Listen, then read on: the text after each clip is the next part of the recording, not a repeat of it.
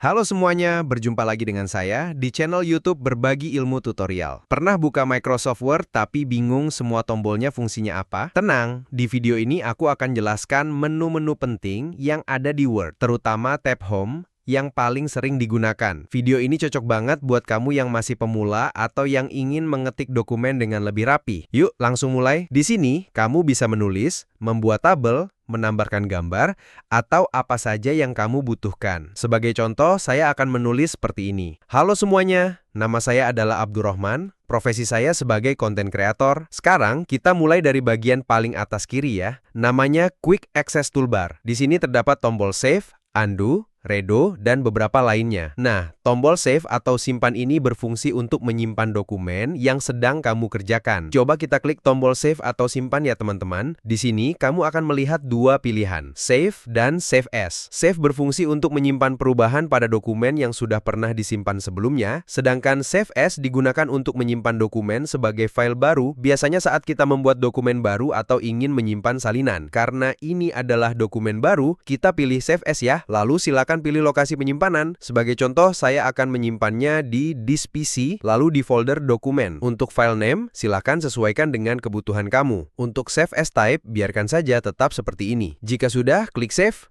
maka secara otomatis file ini akan tersimpan di laptop kamu. Untuk mengeceknya, buka File Explorer, lalu pilih Documents. Nah, ini dia file yang tadi kita simpan. Selanjutnya, ada tombol Undo, yang berfungsi untuk mengembalikan dokumen ke kondisi sebelum kesalahan dilakukan. Coba perhatikan cara kerjanya ya.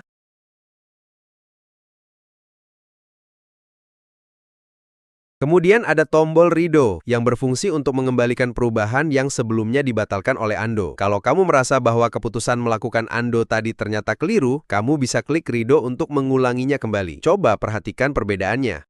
Oh ya, kamu juga bisa klik icon panah kecil di samping Quick Access Toolbar untuk menambahkan tombol lain yang sering kamu gunakan. Misalnya, saya akan menambahkan tombol New dan Open agar lebih cepat diakses.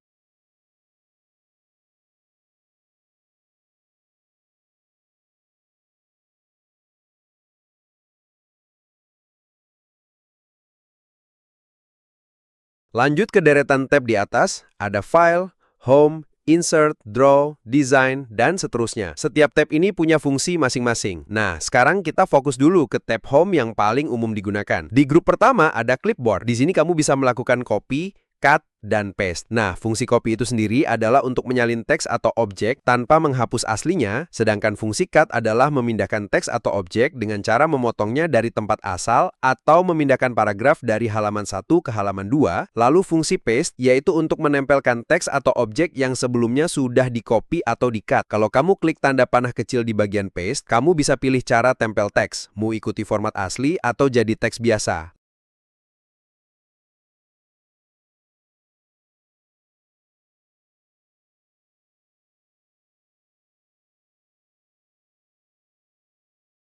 Lalu ada tombol Format Painter yang berfungsi untuk mengcopy atau menyalin format atau pengaturan teks seperti jenis huruf, ukuran, warna, tebal atau miring, dan lain-lain dari satu bagian ke bagian lain tanpa mengubah isi teksnya. Nah, sebagai contoh, saya akan membuat format teks ke 1. Jagalah kebersihan, karena kebersihan itu sebagian daripada iman, dengan menggunakan format jenis font Arial Nero dan ukuran hurufnya 12. Lalu pada teks kedua, misalnya, buanglah sampah pada tempatnya. Pertama, kita cukup blok teks pertama, lalu klik tombol Painter, kemudian silahkan tekan sambil di blok mouse atau touchpad-nya.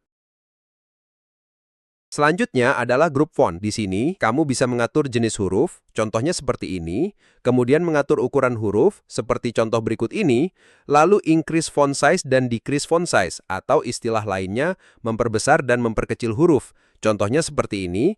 Yang selanjutnya ada tombol change case, atau dengan kata lain, fitur yang digunakan untuk mengubah huruf besar kecil atau kapitalisasi pada teks yang dipilih tanpa perlu diketik ulang. Nah, kalau kita klik tanda panah ke bawahnya, maka akan ada beberapa pilihan di antaranya sentence case, yang hanya huruf pertama dalam kalimat yang akan menjadi kapital. Lalu lowercase, semua huruf akan diubah menjadi huruf kecil. Uppercase, semua huruf akan diubah menjadi huruf besar.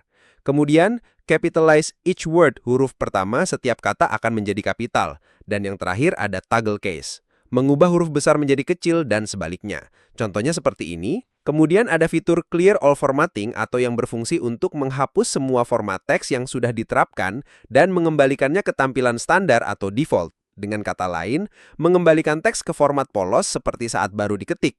Contohnya seperti ini.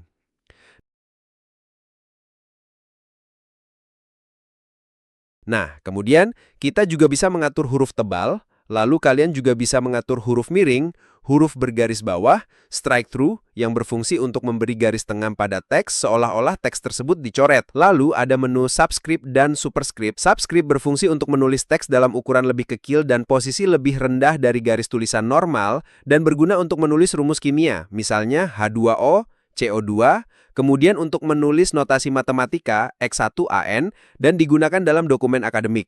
Lalu, fungsi daripada superscript adalah menulis teks dalam ukuran lebih kecil dan posisi lebih tinggi dari garis tulisan normal.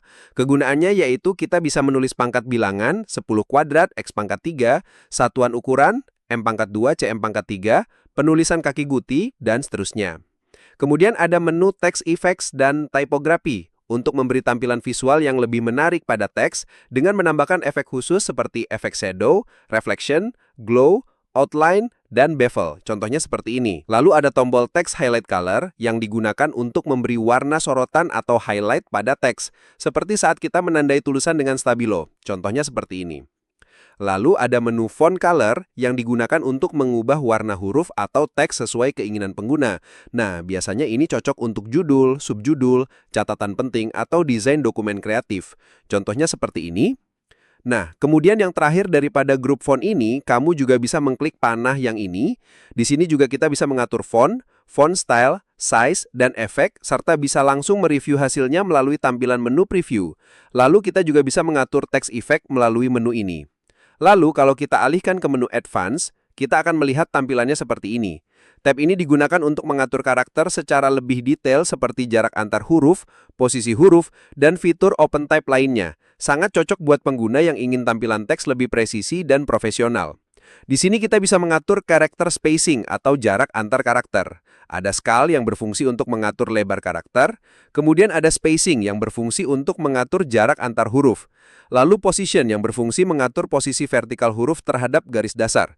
Nah, ini cocok untuk membuat efek teks kecil naik turun, misalnya notasi ilmiah.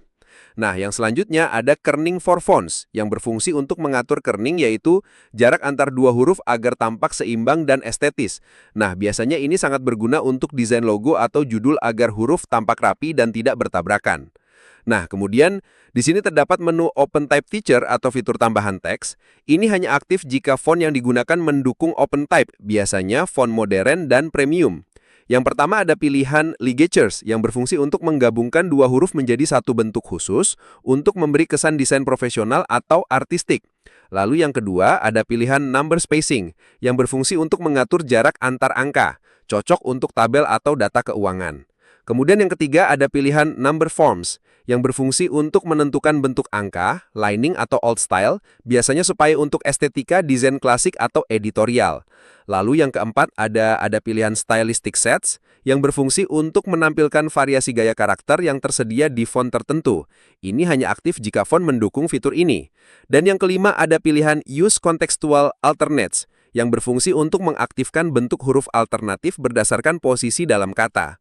Memberi tampilan teks lebih alami dan dekoratif, ideal untuk font kaligrafi atau tulisan tangan. Dengan memahami tab Advance ini, kamu bisa mengatur teks lebih profesional, presisi, dan rapi. Cocok untuk dokumen resmi hingga desain kreatif. Nah, mungkin pembahasan kali ini sampai di sini dulu ya teman-teman. Semoga pembahasan kali ini bisa difahami agar kita bisa melanjutkan pembahasan yang kedua. Terima kasih bagi yang sudah menonton, semoga bermanfaat. Kita lanjut di part 2 ya teman-teman. Jangan lupa like, subscribe, dan share apabila video ini berguna.